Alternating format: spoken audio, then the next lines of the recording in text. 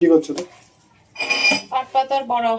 পাট পাতা ধুয়ে কুচি কুচি করে কেটেছি, এর মধ্যে পেঁয়াজ দিয়েছি, লঙ্কা কুচি দিয়েছি, রসুন দিয়েছি, হচ্ছে তোমার কাঁচা লঙ্কা আর হলুদ আর নুন। বড়াটা করবো হচ্ছে ডাল বাটা দিয়ে। মুগ মসুরির ডাল আমি ভিজিয়ে রেখেছিলাম, বেটে নিয়েছি।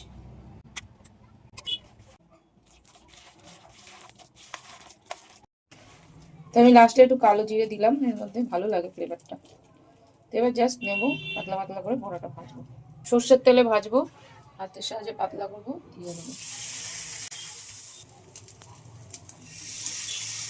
চাল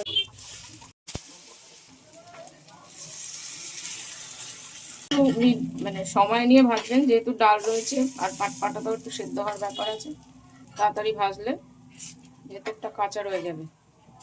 তো আমার বড়াগুলো রেডি হয়ে গেছে, এবার আমি নামিয়ে নেবো। এইভাবে ডাল দিয়ে একবার করে দেখবেন, ভালো লাগে খেতে।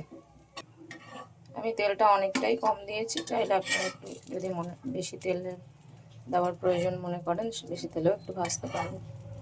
পাতার বড়া।